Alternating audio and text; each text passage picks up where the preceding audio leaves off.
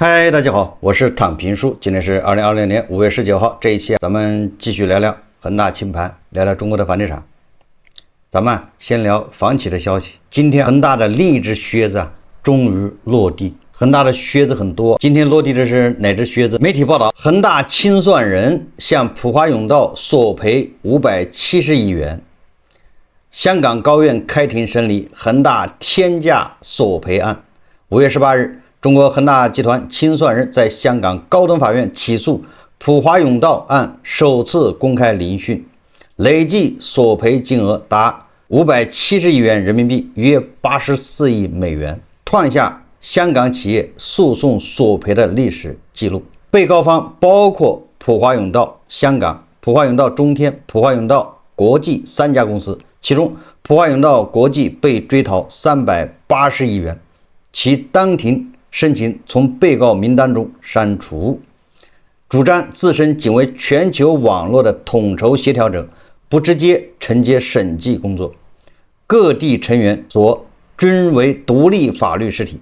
恆大清算人則強烈反對，稱其有義務確保成員遵守全球一致的審計標準，必須承擔監督實質責任。清算人指控普華永道在2017年至2018年上半年對恆大審計過程中存在嚴重疏忽與虛假陳述，未能發現恆大系統性財務造假，卻出具了無保留意見的審計報告。暫委法官聽取雙方陳詞後，將擇日頒布書面判詞。此前，普華永道已因恆大案被中國財政部以及證監會罰款4.4億元，暫停內地業務6個月。我說這個靴子落地什麼意思啊？我記得2021年9月份恆大一爆雷，當時我做節目就說了，普華永道一定會被這個起訴。也有老粉絲看的時間長的應該還記得，或者大家回頭再去找我那個節目看一下，因為所有的節目都這樣，沒有刪除的。你可以找9月13號2021年9月13號以後的節目，應該就在那2-3天講的。作為審計機構，普華永道必須要賠錢，一定會被起訴。為什麼呢？因為恆大他自己已經是叫什麼死豬不怕開水燙，他沒有財產了，你怎麼折騰都行，反正沒錢，沒有資產。中國恆大呀，他在香港他只有一個恆大物業，好像就這點財產，再加上這個許老闆，他還有他前妻丁玉梅在海外藏的那些財產，還有夏海軍這些財產，還有恐怕一部分也在香港在建的物業。那都不多，也就是面對天量的賠償，那這個恆大是沒錢的，那怎麼辦呢？那肯定要告審計機構，這是規矩。為什麼呢？是你出了無保留意見的審計報告，就你說人家報告是正常的，是對的，沒有一點問題，你背書了，你來給人家背書了，那人家是基於來買了恆大的股票，或者是買了恆大的債券，對恆大進行投資，人家都可以來告你普華永道。所以說你來給人家背書，那是要負責任的。所以你看天量賠款，恆大反正他是爛泥扶不上牆，他沒錢了，你怎麼告的？你讓他賠1毛他也沒錢，賠10個億、1000億他也沒錢。但是不好意思，普華永道你有錢，而且我認為他這個官司應該能贏，因為這個禿子頭上獅子明擺着，是你給人家出的無保留意見，你給人家背書的。最過分的是什麼？最過分的是2020年的審計報告，他也是無保留意見報告，標準的審計意見類型。結果沒過2月他就爆雷了，你說這個有點過分。所以我說，不光是恆大的清盤人、清算人可以告普華永道，實際上是我認為當時我說了，那麼多海外的養老基金，比如日本的還美國的，他不是投了恆大嗎？這些實際上也應該可以告這個普華永道，讓他索賠。當然我不知道他告不告，那是他們的事情，但是我認為他們有權利告，可以挽回損失。所以普華永道出來混，還是遲早是要還的，就這個意思。我們再看看萬科，也是負面新聞纏身，現在就是在懸崖邊上，實際上現在已經在深陷泥潭。2020年5月18號，國際評級機構惠譽宣布將萬科長期外幣及本幣發行人違約評級從 CC 下調至 RD。RD 什麼意思啊？限制性違約，也就是宣布萬科已經違約了。同時，其全資子公司萬科地產香港有限公司評級維持在 CC， 降級的直接原因是萬科近期完成一項境內債券重組交易，被惠譽依據其企業評級標準認定為不良債務交換。具體而言，萬科對原定於2026年4月23日到期的20億元人民幣債券進行了重組，償還了本金40%，並将剩餘的60%到期日延長1年。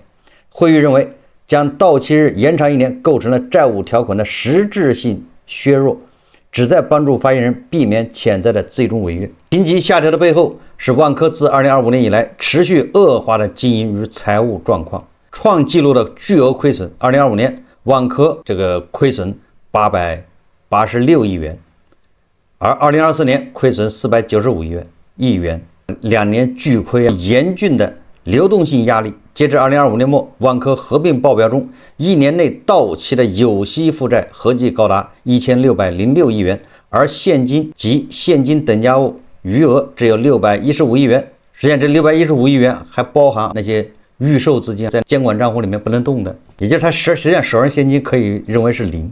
一定要記住了，不要看那個還600多億，大家還記得吧？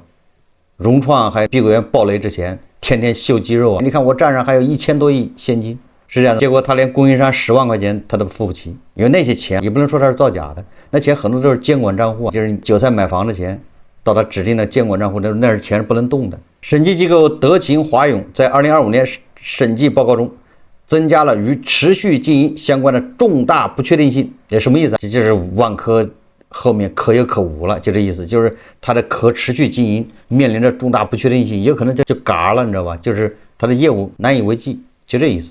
這個叫強調事項段，就是重點強調。剛才說的普華永道給恆大出的叫標準的審計報告，那就是沒任何問題。但是你看這個德勤華永給萬科的審計報告，它帶有強調事項段，也就是特別提醒大家，這公司保不齊後面就不行了，這意思。特別提醒，重點溫馨提示，這公司真的可能就沒了。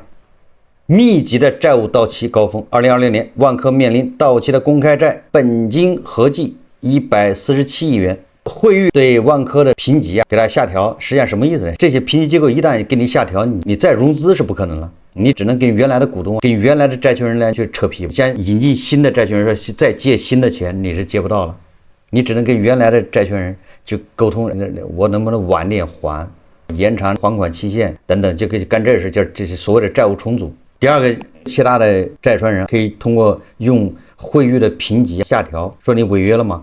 拿這個為依據來跟萬科提前要錢，這個所謂的就是觸發交叉違約。那很多金融機構給你借款，它都有個後面有個觸發條件啊，就是一旦你財務狀況惡化，你到什麼程度了，我可以宣布這筆債到期了，你馬上現在就還。雖然我們簽的是10年以後還的，但是我可以根據這個你的經營情況宣布提前到期。那你也不是要命嗎？這玩意兒就叫擠兌。所以說萬科相當於棺材板上又被人釘了一根釘，就這麼殘酷。我們再看看這個樓市的情況。昨天統計局公布了70個大中城市新房、二手房房價情況，咱們已經解读了。今天我看中指研究院它也公布了一個10大城市二手房房價一個情況。根據中國房地產指數系統百城價格指數，2020年4月，百城二手住宅均價環比下跌0.46%，同比下跌8.34%。10大城市二手住宅均價環比下跌0.24%，同比下跌8.07%。什麼意思？就是把所有的城市100個大的城市放到一起算，那麼4月份比3月份二手房下降了0.5%左右，就這個意思，0.46%。那如果把最好的10個城市挑出來看，4月份比3月份下跌是0.24%，就稍微好看一點，反正都是下跌。但是無論是100大城市還是10大城市，環比就跟去年4月份相比，反正都是下跌了8%以上。也就是說加速下跌二手房價格，這是中指研究院它的百城價格指數顯示出來的。這是房價在成交方面，2020年4月，北京二手住宅成交1.8萬套，同比增長14.9%，創近5年4月單月新高。小陽春市場熱度持續，價格方面，你看4月北京二手住宅價格環比下跌0.33%，也4月份創單月4月份的5年新高，就成交量。但是價格比3月份又下跌了0.33%，跌幅與上月持平，同比下跌，4月份跟去年4月份相比，下跌了8.86%，跌幅较上月收窄0.14个百分点。就是我们昨天说的，就是你2025年4月份你被中介一忽悠，但是也是小阳春，你脑袋一热，在北京買了个300万的房子，老破小，小孩要上学，那今年4月份你这个300万就跌了，少了27万，你这一年能挣到27万吗？就这麼殘酷。去年是不是媒體央視都在說小陽春是吧？中介怎麼忙，大家買房要排隊，結果這一年下來你27萬沒了。那今年也是一樣的，今年你中介忽悠，被那個媒體忽悠去買房，估計明年差不多也是27萬沒了。這是北京吶，數據就這麼殘酷。那上海，我們看上海是最有意思的。成交方面說，2026年4月上海二手住宅成交2.5萬套，同比增長24.6%。成交規模處於4月同期高位，市場保持較高活躍度。價格方面，4月上海二手住宅掛牌均價環比繼續上漲0.05%，同比下跌7.09%。上海，你在上海買的房子，300萬的房子，今年已經少了21萬，也比北京稍微好點。這就是上海的小陽春。那廣州，我們再看看2020年4月廣州二手住宅成交7754套。同比下降24%。廣州於4月30號出台匯8條，新政後效果初步顯現。在價格方面，4月廣州二手住宅價格環比下跌0.23%，同比下跌8.56%。深圳2020年4月，深圳二手住宅成交5644套，同比下降1.6%。就是成交量沒有創新高。剛才北京、上海成交量還是非常高的，那深圳成交量就沒創新高，還下降了。價格方面，2020年4月，深圳二手住宅價格環比下跌0.14%，同比下跌6%。深圳同比下跌還少一點，只跌了6%。那我們看看這過氣網紅城市杭州，這杭州二手住宅成交7433套，同比去年增長了0.1%。那房價二手住宅價格環比下跌0.39%，同比下跌6.22%，跌幅較上月擴大0.09個百分點，就是跌幅還擴大了。也就是杭州4月份二手房成交，也就跟去年比沒什麼變化，但是價格那是繼續下跌，就這麼個情況。這是中指研究院人家公布的，那基本上跟統計局的數據你一對比，你就發現差不多。實際上殘酷的真相是什麼呢？殘酷的真相就是，即便房地產行情不太好的情況下，沒有穩住的情況下，北京、上海這兩個城市還在吸血，尤其是上海。上海你看好像二手房還挺好，但是價格在降，他用降價來換得成交量，而且這成交是誰？大部分都是新上海人，都是外地人。這個就是我們一直說的，這個本來房地產大盤子它在萎縮，而上海這個它沒縮，它還稍微好一點，那就說明其他地方它縮得更厲害啊。那只能這麼解釋，整個大盤子在萎縮，上海這一塊它沒萎縮，那你只能說非上海之外的地方這萎縮得更嚴重，那不就是吸血嗎？所以這個現象在香港表現得更明顯。為什麼這麼說？你看，從去年我記得是10月份開始，香港的樓市就開始反彈。我當時還說了，咱們要觀察，要看至少半年。但是確實它是半年啊，香港的樓市都比較火，也不能說火啊，就是反彈。它確實沒有再下跌了。但是後來很多媒體跟進報道，發現在香港買房的一半以上都是內地的，內地豪客，有投資的，還有自住的，內地的豪客啊。今天有媒體報道，內地買家撐起了香港新房市場半邊天。那內地買家為什麼跑到香港買房？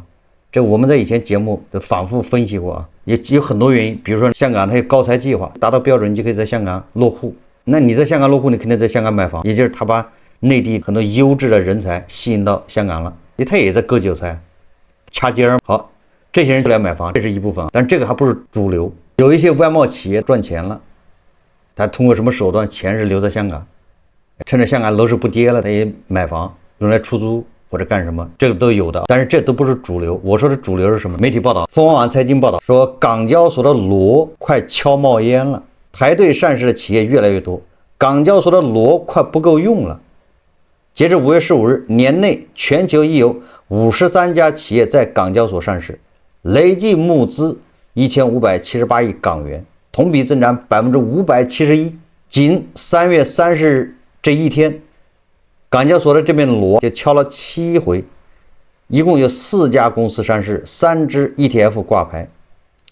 羅生越密，故事越大，故事越大，事故也越大呀。截至5月15号，53家企業在港交所上市。那这53家企業都是什么構成的呢？48家来自中国内地，人工智能、高端半导体、生物医药、先进制造等硬科技企業成了绝对主力。这仅仅是前5个月啊，去年一共多少家？大家可以自己統計。這前5個月就有48家是中國內地的企業跑到港交所上市。這48家，別的不說了，這實際控制人，你不得在香港買套房嗎？二股東不買嗎？因為你套現出來的錢都是美金，誰把美金還要換匯是吧？換回來是嗎？這大家去琢磨一下。這些企業一上市，他們的高管、他們的核心員工都有股份的，都要套現。這些核心員工、高管好不容易拿到美金了，很多就有在香港買房的需求，這個不難理解吧？再來個高才或者什麼優才計劃，順便把自己就移到香港去了。這就是為什麼內地豪客撐起了香港樓市的一個源泉，它的根源就在這兒。這個我在去年就說了，你想這5個月就48家，你後面還多少家？你每家企業你在香港你多少得搞個辦公室，你上市了，你在那沒有辦公室嗎？你沒有辦公室，你怎麼跟那些什麼會計師事務所、什麼律師事務所，什麼你跟交易所你怎麼打交道？所以在那兒怎麼的得有個辦公室，這辦公室多大咱們不用管，反正好歹有3個人。所以說這3個人首先個辦公室要租，所以香港的寫字樓是不是就穩住了，稍微好點了？你這麼多家，這3個員工或者4個員工他在香港要租樓，這他不要租房子住嗎？多少都要租房子，對不對？所以香港的租房市場又火一波，這都是剛需啊，這是增加的需求。所以說大家知道香港的樓市為什麼現在穩住了，這是根本原因，不是別的原因，就這個。你看一共53家上市的，這48家是中國的，還有什麼好說的？我們再看一條新聞，說張家輝把他在香港有個豪宅給賣了。這個豪宅他是2017年買的，到現在拿了9年了，賺了多少錢呢？你都想不到。香港樓市氣氛轉熱，帶動豪宅市場交投活躍。本地傳媒報道，影帝張家輝新近以1.32億港元，大概就1億人民幣賣出中半山嘉匯園4房戶，就連車位大概4房1廳，就這種房子1億人民幣賣掉的。這個房子買了9年，賬面獲利87萬人民幣，大概100萬港幣。這說白了就是這個影帝張家輝2017年買的這個房子多少錢買的，現在多少錢賣了？所謂的賺87萬，那就恐怕是手續費，或者是為了湊整，我估計是這樣的，好算賬。也或許是這87萬是中介費，你把中介費不能讓我掏，也就是9年他沒賺錢。那想9年如果沒賺錢呢，他就是賠錢的，因為這幾年這港幣存款利息那麼高，對不對？這個後面說了，不過若計算其他雜費，包括2次代理費、買入時的4.25%的首置印花稅，說經過計算，影帝張家輝實際虧損720萬港元，也就是賠了625萬人民幣，這還沒算利息，只要算利息那就虧得更狠了。如果他是炒房，他炒房9年，趁着現在香港樓市穩住了，有回升，他趕緊賣，結果還是巨虧，沒賺到錢啊！這就是一個香港樓市的一個情況。所以記住這個，大家就想象一下，咱們內地的樓市跟香港是一碼事嗎？它不是一碼事。所以香港暫時穩住了，不代表說內地它就能穩得住，這一定要搞清楚。而且我認為香港也是叫暫時穩住，為什麼？因為你這種我操，你這一個月4、5家、5、6家的上市，你能持續下去嗎？香港這種上市大躍進，你能持續3年5年嗎？就一直這麼幹，一個月5家。蘿蔔快了不洗泥，一個月5家去，4家去，要不了2年，這不都變成仙股？剛才說了，實際上上海也在割全國的韭菜，吸全國的血，跟那北京一樣。當然了，香港也一樣。媒體報道，近2年來，上海5000萬以上的豪宅買家當中，外省客戶以及新上海人佔比超過63%，就是將近2/3都是外地人，這不就是吸外地的血嗎？長三角買家更是成為絕對主力，萬科、高福、雲境有效入圍客戶中，長三角3省1市客戶合計佔比60%，上海本地佔35%，浙江佔14%，江蘇佔11%，大量江浙滬企業主和海歸2代進場。說來說去，也就是咱們樓市還沒穩住，結果結構化分化還加劇。也就是說，什么2、3、4線城市楼市是加速下坠，那这個已經不容置疑了，也就不用再去掰扯了，你去看數據就明白了。現在唯一還能扯的就是北京、上海這2個地方，因為它還沒有完全放開限購，還可以扯一扯，也就是還可以再講講故事啊。其他地方都沒有故事可講了。簡單點說啊，除了北京、上海，其他城市的房地產可以放棄治療什麼意思？你買房的人不要再有什麼幻想。不要覺得還能漲，還能賺錢，你就當住，就當消費，放棄幻想了。除了上海，其他的房子都要放棄幻想。上海那什麼北京的什麼四环外，什麼上海的外环外也不要幻想了，那也只有住的功能，端正態度。說到北京，咱們再看有一個這個叫不幸的人北漂，10年北漂，700萬房價夢碎，說降薪後我站在賣與不賣的十字路口。這個主人公實際上，我為什麼念這個？實際上是北漂都差不多，因為我有發言權。大部分北漂命運沒什麼太大區別，都是被時代的洪流裹着往前走，叫裹挾嘛。它不是說你多聰明或者多笨，被那個環境被那個氣氛感染了，你只能這樣，叫隨波逐流。主人公2014年和他妻子在北京的望京扎根，那時候望京多火，你走錯路都是韓國人。傾盡所有積蓄，花320萬買下一套屬於自己的房子。2014年那時候房價還沒有飛速發展，還沒漲飛起來。那時候他們是旁人眼中的人生贏家，首付95萬，貸款225萬，夫妻2人職場順遂，月薪加起來足4萬多，每月還完房貸，剩下的錢足夠支撐一家人的生活，日子過得安穩也有盼頭。不好意思啊，一般這個時候都是人生最高光的時候，從這時候開始就開始走下坡路。一般的故事都這樣。趕上北京樓市的黃金期，這套房子一路瘋漲，最高時市值衝到700萬。那段時間你看翻倍了是吧？翻倍還不止，320萬買的，漲到700萬。那段時間身邊所有人都羨慕他們眼光好，買對了房子，實現了資產翻倍。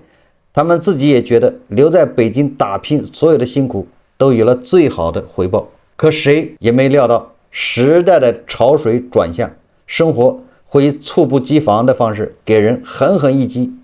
這2年行業下行，公司降薪，夫妻倆無一幸免，工資直接砍半，每月到手收入少了一大半。C 曾經毫無壓力的房貸，瞬間變成了懸在頭頂的巨石。更讓他崩潰的是，認認真真還了快10年的貸款，無意間查了賬單才發現225萬的貸款竟然還有180萬本金還沒還清，你看這前面還的全是利息啊，所以你算不過銀行，你就是在給銀行打工。原來這麼多年大部分月供都在還利息，本金幾乎沒動多少。如今的他們早已不是當年無牽無掛的年輕人，上有年邁父母需要贍養，醫藥費、養老錢處處是開銷，下有年幼孩子等着撫養，教育、生活開支一分都不能少，每天一睜眼就是房貸、生活費、學費、醫藥費，樁件件都要錢，可收入卻斷崖式下跌。繼續留在北京，拿着減半的工資，打着遙遙無期的房貸，頂着上有老下有小的壓力，每一天都過得心驚膽戰，生怕自己和家人有一點意外，整個家就會瞬間崩塌。可要是賣掉房子，離開奮鬥了10幾年的北京，回老家生活，心裡又滿是不甘。實際上他那個萬金的房子現在賣頂多320萬，就大概原來的價格。那你說他這麼多年還的利息還哪兒去了？他把房子賣掉，大概還能賣320萬，他本金還180萬，也就是他手上還有140萬，這就是他的賬果。你这還算可以的，不算最慘。不甘心這麼多年北漂努力付出東流，不甘心放棄熟悉的工作、人脈和生活圈子，不甘心讓孩子告別大城市的教育資源，更不甘心這套曾經承載所有夢想的房子，最終還是沒能留住。說走不得，留扛不住，因為他收入減半，再還按揭貸款，再養孩子，這個顯然收入已經不夠了。實際上這個時候賣啊，他2014年買了房，到現在整個算下來他沒賠錢，賠了利息，買了個教訓。但他把房子賣掉，他好歹手上還有140萬現金，租個房住，可以的，壓力小多了。為什麼？因為越往後那房子320萬都賣不到了，明年可能就是280萬，因为北京的房價現在大概跌到2015年，這個是大概的個數，2015、2016這個大概的一個情況。望京非常特殊，因為大量的韓國人撤了，望京現在是空空蕩蕩，有很多科技公司啊，以前望京的人很多公司在望京辦公都撤了，望京現在沒人，你那房子誰要呢？很多大廠從望京搬出，很多韓國人從望京撤了，你誰去填補嗎？沒人了，房價只能跌。這個年紀一旦失業，基本上就找不到工作，所以他收入下降一大半，他也不敢辭職，還得繼續掙窩囊費。有多少人像他一樣，當初買房的時候設想的是自己一直在走上坡路，他敢貸30年的貸款，他前提就是一直在走上坡路，他沒有想到他的收入會隨着自己的年齡的增長，收入要下降啊，很多企業都不要了，就業機會越來越少，這些當時都考慮不到的，當時覺得自己只會走上坡路。好，這期節目啊，咱們就聊到這裡，感謝大家收看。如果喜歡我的節目，歡迎訂閱轉發，也可以在下方留言評論，謝謝大家。